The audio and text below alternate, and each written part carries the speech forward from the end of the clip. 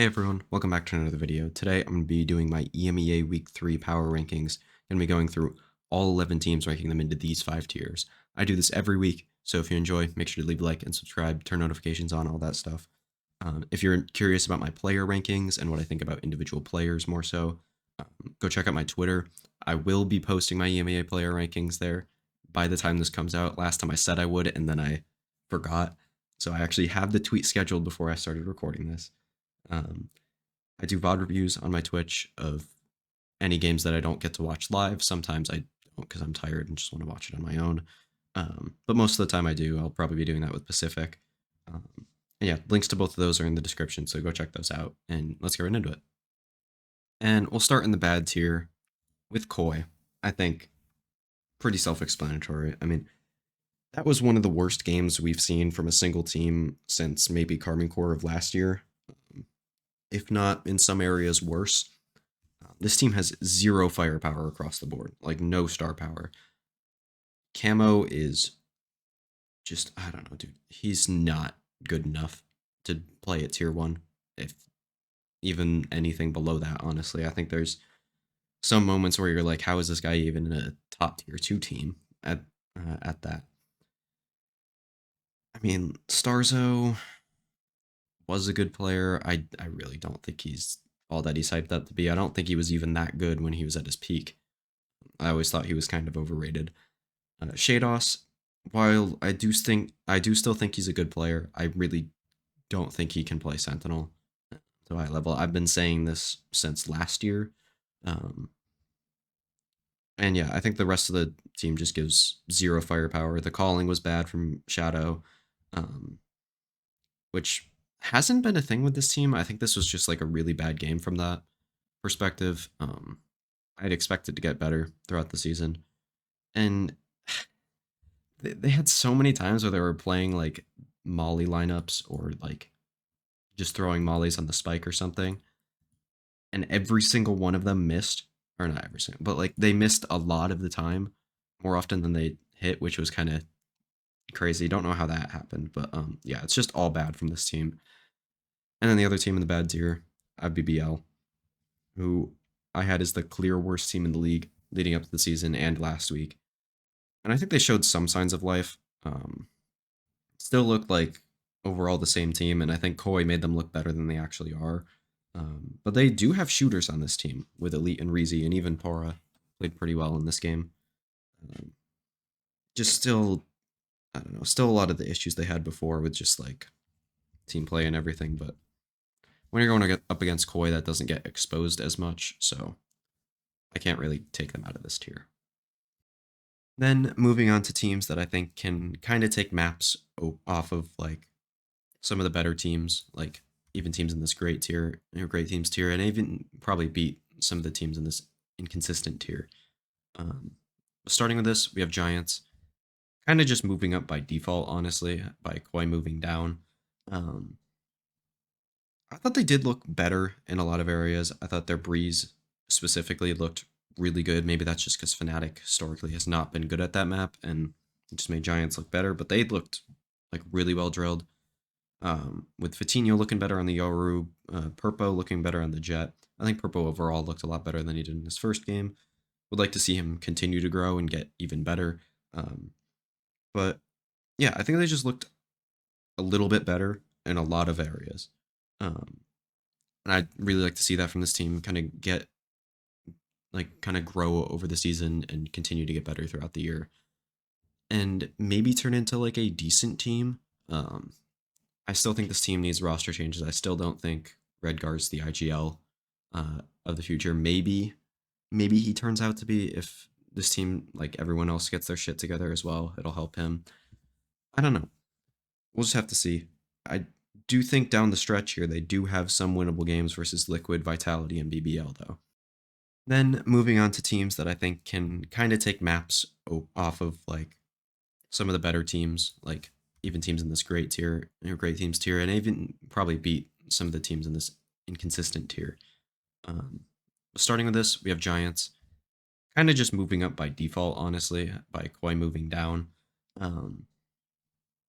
I thought they did look better in a lot of areas. I thought their Breeze specifically looked really good. Maybe that's just because Fnatic historically has not been good at that map, and it just made Giants look better. But they looked like really well drilled.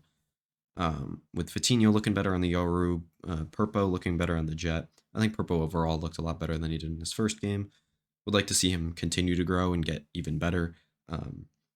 But yeah, I think they just looked a little bit better in a lot of areas. And I'd really like to see that from this team kind of grow over the season and continue to get better throughout the year. And maybe turn into like a decent team. I still think this team needs roster changes. I still don't think Redgar's the IGL of the future. Maybe he turns out to be, if this team, like everyone else, gets their shit together as well. It'll help him. I don't know. We'll just have to see. I do think down the stretch here, they do have some winnable games versus Liquid, Vitality, and BBL, though. So there is a chance that they sneak into playoffs and continue to get more games and grow there. And then next up here, we have Gentlemates. I think the elephant in the room with this team is that there's a potential that these comps are starting to get counter-stratted and kind of exposed, that they're running with like the double duelist with Phoenix stuff. Also, I just don't think they're very good. Like, they work for the team and that's fine, but really on any given day, they need Natank or Sakas to drop 25, Logan and Whalers, or like Logan and then either Whalers or Bayaz to have a decent game as well. And when that doesn't happen, they just lose. So I think they could genuinely lose to Koi if that doesn't happen in any given map. So like, this team is gonna be a little weird. I think at the beginning of the year I had them low in my initial like power rankings and everything, and everybody was saying I was crazy for that. And now I have them kind of about where I had them before, honestly. I have barely moved them all year. So I don't know. There's some to like with this team. I do trust the individuals to continue to be good, but when your last 3 games here in this split are Fnatic, Vitality, and Liquid, like, you're putting yourself in a bad spot. I know, like, yeah, sure, they already beat BBL, so like if they beat Liquid, they could definitely be like 2-3, maybe be able to get into playoffs and everything like that. But it just puts you in a worse spot. Obviously, I never thought they were going to be better than Carmine Core, Vitality, or Fnatic. That would have been kind of crazy, but yeah. I just the other thing, I think they had 2 like bad maps of theirs against Carmine Core, which doesn't make sense to me. Like, surely when Carmine Core are banning Ascent, you just pick Breeze instead of Icebox, where Carmine Core has not looked as great. Like, they had just the other day gotten 13-7'd on Breeze by Foot. So I feel like you got to pick that there. So the map veto selection wasn't my favorite, but overall, I'm not panicking about this team, especially losing 2-0 and getting destroyed by Carmine Core of all teams. Just doesn't make sense to really lower them for that. Then in this great teams tier, I mean, this was the hardest tier to do, in my opinion. You could put these teams in quite literally any order, and I would not argue with you. Maybe these teams towards the bottom, I would kind of argue to be not at the top of the tier. But like, I think I ranked it in terms of who I would most want to put number 2 and who I would least want to put number 2, not necessarily who like I think should be 1, 2, 3, 4, because it's just impossible to rank it that way. So starting here with Foot at number 6. This is the furthest right on the screen I've had to put when I actually moved to like the like text boxes here on the left over to the left a little bit more, just to actually be able to fit the full I think it's 5 teams in this tier. And it does hurt to move Foot down after how they played against Carmine Core. I do think they played pretty well. That being said, I don't think the Lotus comp will work versus other teams, and I just think Carmine Core played really bad in that game, and it was still fairly competitive. So I'd like to see them play one more good team. Which who are they playing next week? Let's see. They play Vitality next week, so they should be able to show that. Um, and yeah, I just want to see them do it again against another good team. Um, Not that I don't think they played well, or I don't think they should be like moving up in terms of people's perception, because they did in mine. But I don't know. I don't think they're better than some of these teams ahead of them. Then moving on to, I think, number 5 here, where I have Fnatic moving down one spot. Now, they definitely looked better than they did last week. I will say that. I think it's another team that is kind of moving up a little bit in terms of my perception, but not like totally. Like, I don't think the -1 necessarily means I think they're a worse team. It's just more of there's other teams passing them up kind of thing. Especially is true for Fnatic. Um, they, I don't know. Maybe that's not true. I don't know. Like in terms of the perception thing, because I did think that they would take a bigger jump from week 1 to week 2. Maybe that was just me. But they just don't have that like unbeatable aura that they did last year. Um, like the individuals just are not hitting to the same level. Like Leo's genuinely just making mistakes sometimes, which never happened last year. He's also just missing kills like that I think you'd expect him to get. Durka has been not himself all year. Um, who else? I mean, Chronicle also has not been great. I think the only two players that you'd say have been to their standard are Boaster, who I think has been playing fairly okay as an IGL in terms of individual form, and actually calling pretty well and getting good reads and everything. And then Alfier, who I think looked really, really good on the Rays when they played it on Split. And I don't know, the Durker Yoru wasn't good. Their Breeze isn't good. Yeah, their Breeze isn't good. I'm pretty sure they picked that too, by the way, which doesn't make sense to me.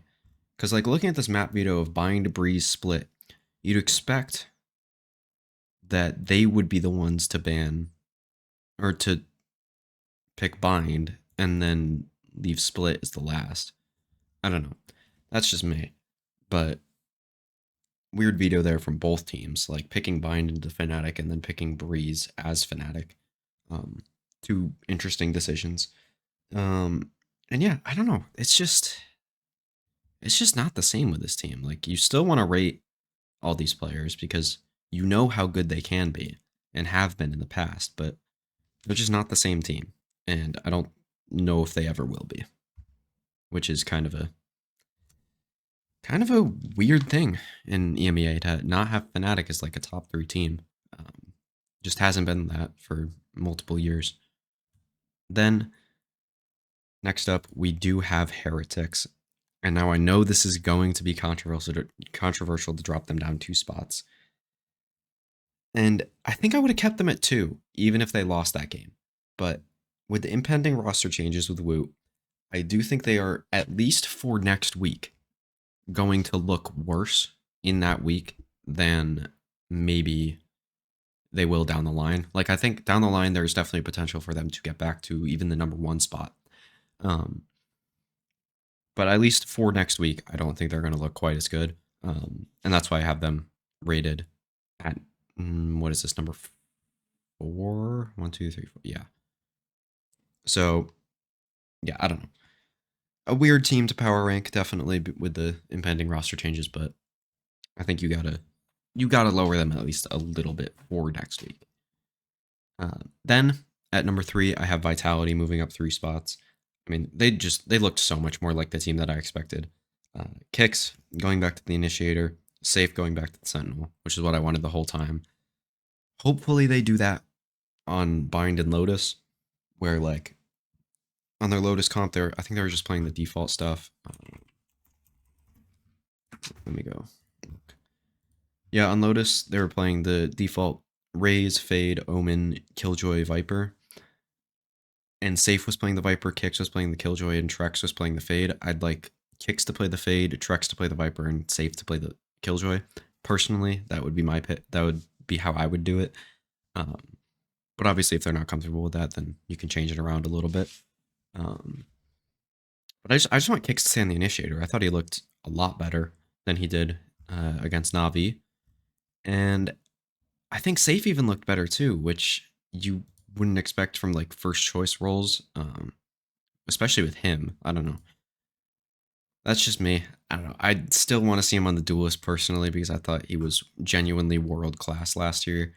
Um, but I do feel very good about this team. I just want to see Runner maybe play a little bit better, um, meaning like just getting him to play more Jet and getting the op in his hands more. I think would really benefit him individually. I think he's an incredible opper, but like when they were playing Rays on Icebox, I don't really think that's ever going to happen. Like I don't see where they're actually going to get Ascent in. Like they banned Ascent versus Navi, which might have just been like a banning the other team's best map kind of thing.